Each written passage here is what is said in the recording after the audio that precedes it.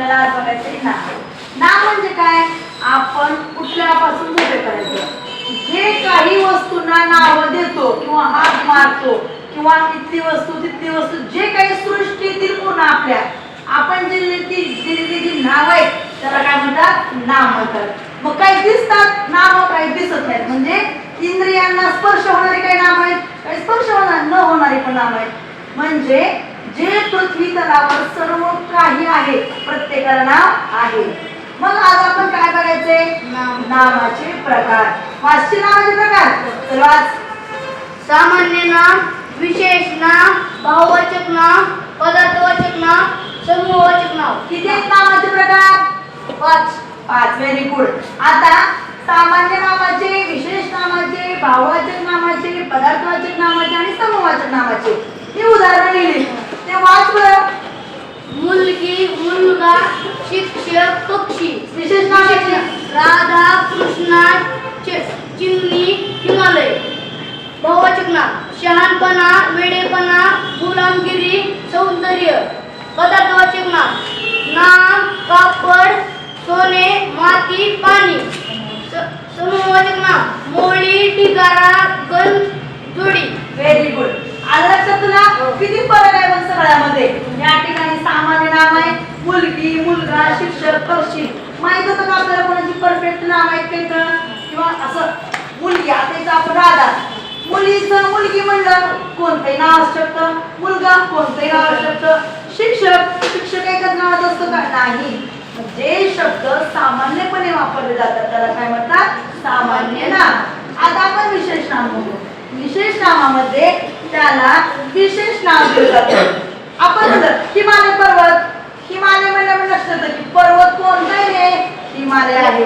राधा, मी जर म्हणलं त्या मुलीला बोलव आणि असं म्हणलं राधाला बोलव, मग त्या राधाचं विशेष नाव असतं. त्यामुळे पटकन तुम्ही राधाला बोलवतो. भाववाचक नाम. भाववाचक नामामध्ये आपल्या भावना, आपलं जे आपल्या अंतर्मनामध्ये असतं त्या गोष्टी सांगितल्या जातात. त्या दिसत नाहीत, त्यांचा फक्त अनुभव घेतला जातो. शहाणपणा दिसतो का? नाही. व्यक्ती तो शहाणपण आहे त्याच्या अंगामध्ये, हे त्याच्या कृतीतून दिसतं. वेडेपणा त्याच्या कृतीतून दिसतो. गुलामगिरी दिसते का? एखाद्या लोकांना आपण गुलाम करून ठेवतोय ते त्याच्या कृतीतून दिसतं. पुढे बघू आपण पदार्थवाचक नाम. ज्याला 1, 2, 3 मध्ये मोजता येत नाही किंवा मोजता येतं असे 2 प्रकार याच्यामध्ये होतात. कापड, 1 कापड, 2 कापड आपण म्हणतो का? नाही.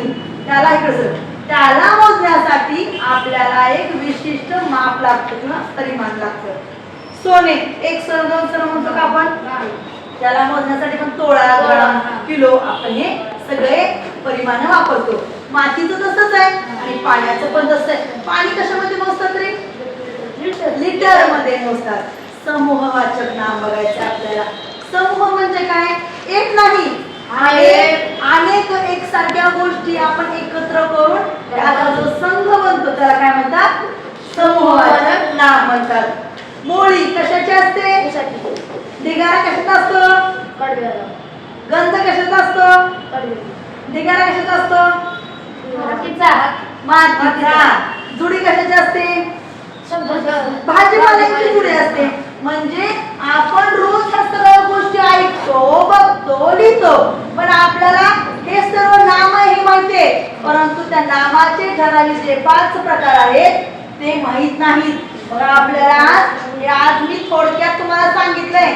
पुढील भागामध्ये आपण काय करणार आहोत? संपूर्ण नामाचं विश्लेषण आपल्या तासाला घेणार आहोत.